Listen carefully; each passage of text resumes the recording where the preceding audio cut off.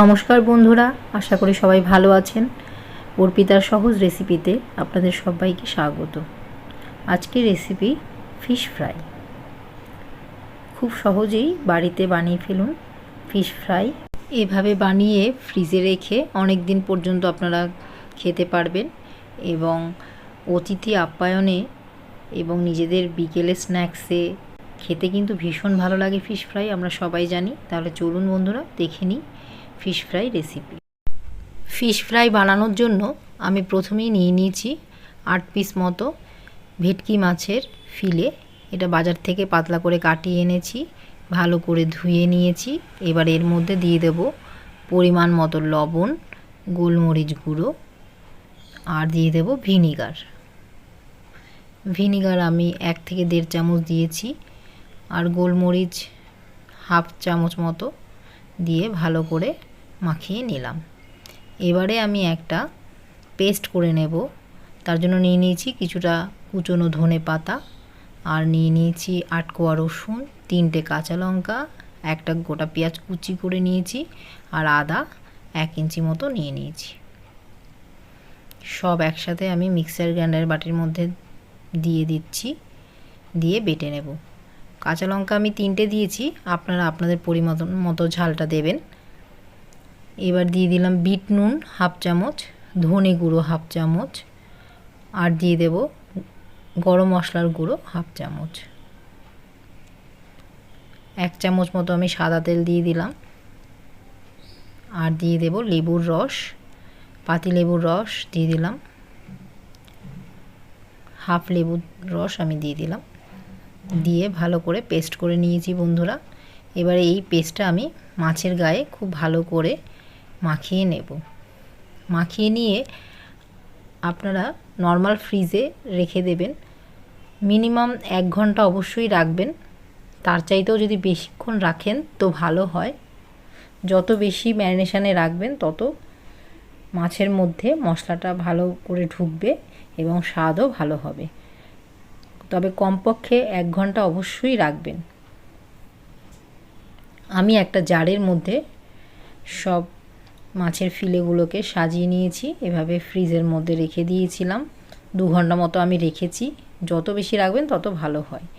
আমি এবারে একটা প্লেটের মধ্যে নিয়ে নিয়েছি কর্নফ্লাওয়ার 2 চামচ আর 2 চামচ মতো ময়দা নিয়ে তার মধ্যে দিয়ে দিচ্ছি গোলমরিচ গুঁড়ো হাফ চামচ আর দিয়ে দিলাম স্বাদের জন্য একটু বিট নুন।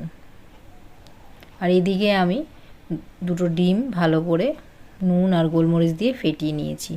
আর এখানে নিয়ে নিয়েছি ব্রেড গ্রামস আপনারা কিনেও ব্যবহার করতে পারেন।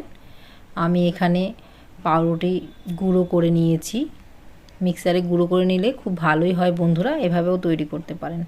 এবারে আমি একটা মাছের ফিলে নিয়ে নিচ্ছি। সেই যে ময়দা আর কর্নফ্লাওয়ার দিয়ে যে একটা ডাস্ট তৈরি করে রেখেছিলাম তার মধ্যে প্রথমে আমি একটু কোট করে নিলাম, তারপরে আমি ডিমের গোলায় ভালো করে দিয়ে এবারে আমি যে ব্রেড গ্রাম তৈরি করে রেখেছি তার মধ্যে কোট করে নেব। দেখুন বন্ধুরা আমি কিভাবে কোট করছি। আপনারা হাত দিয়েও করতে পারেন, তবে চামচ দিয়ে করলে ভালো হয়।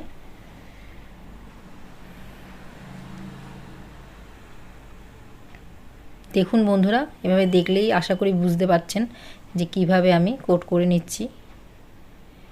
নিয়ে ভালো করে ঝেড়ে নিয়েছি, একটা তৈরি হয়ে গেছে। এভাবেই আমি আস্তে আস্তে সবগুলো তৈরি করে নেব। প্রথমে কর্নফ্লাওয়ার আর ময়দার যে ডাস্ট তৈরি করে রেখেছিলাম ওটার মধ্যে একটু ভালো করে কোট করে নেব চেপে চেপে। এবারে আমি ওটাও আর একটু ঝেড়ে নিয়ে তারপরে আবার ডিমের গোলায় দেব, দিয়ে ভালো করে দিয়ে এবারে আবার আমি ব্রেড গ্রামসের মধ্যে দেব। এইভাবেই আপনারা বন্ধুরা তৈরি করবেন, কোনো অসুবিধা হবে না।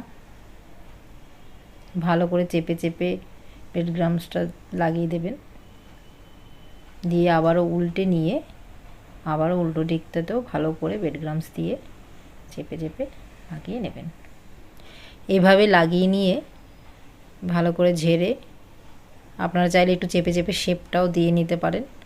দেখুন বন্ধুরা সব কটা মাছের ফিলে আমি এইভাবে ব্রেড গ্রামসে লাগিয়ে নিয়েছি। এই কোটিংটা হওয়ার পরে এভাবেও আপনারা ফ্রিজে রেখে বেশ অনেক দিন রেখে আপনারা মাঝে মাঝেই ভেজে খেতে পারেন। ফ্রিজে যত রাখবেন তত ভালো ব্রেড ক্রাম্বসগুলো মাছের সাথে আটকে যাবে, তত ভালো হবে। ফ্রাই করার জন্য আমি নিয়ে নিয়েছি একটা ফ্রাইং প্যান, তার মধ্যে দিয়ে দিয়েছি রিফাইন্ড অয়েল পরিমাণ মতো।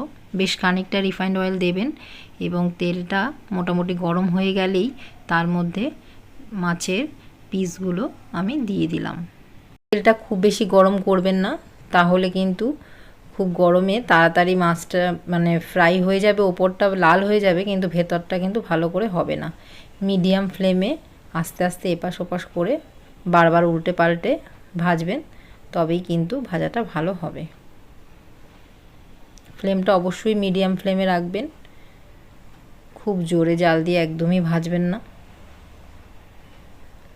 আবারও আমি দুটো ফিশ ফ্রাই দিয়ে ভেজে নিচ্ছি বন্ধুরা। ফ্রাইটা আপনারা যে যেমন খেতে ভালোবাসেন সেভাবেই করবেন। কেউ হালকা ভালোবাসেন, কেউ একটু কড়া করে ভাজা খেতে ভালোবাসেন। এটা আপনাদের পছন্দ মতন ভেজে পরিবেশন করতেই পারেন বন্ধুরা।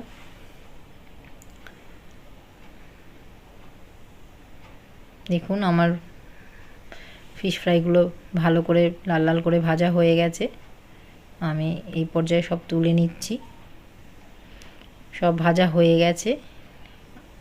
দেখুন বন্ধুরা কত সুন্দর ফিশ ফ্রাই তৈরি হয়ে গেল, খুব সহজেই। খেতে কিন্তু ভীষণ ভালো হয়েছে, অবশ্যই আপনারা বাড়িতে একবার ট্রাই করবেন। দেখুন বন্ধুরা কত সুন্দর হয়েছে, দেখে নিশ্চয়ই বুঝতে পারছেন খেতেও অতটাই সুন্দর হয়েছে। আমি তো একটু স্যালাড আর সসের সাথে পরিবেশন করলাম। আপনারা চাইলে কাসুন্দি যে যেটা দিয়ে ভালোবাসেন সেভাবেই পরিবেশন করতে পারেন। যদি আপনাদের রেসিপিটি ভালো লাগে তাহলে অবশ্যই আমাকে জানাবেন। আর নতুন বন্ধুদের বলবো আমার চ্যানেলটি সাবস্ক্রাইব করে দিয়ে আমার পাশে থাকবেন। আজকে তাহলে এই পর্যন্তই, ফিরে আসবো নতুন রেসিপি নিয়ে। সবাই ভালো থাকবেন, নমস্কার।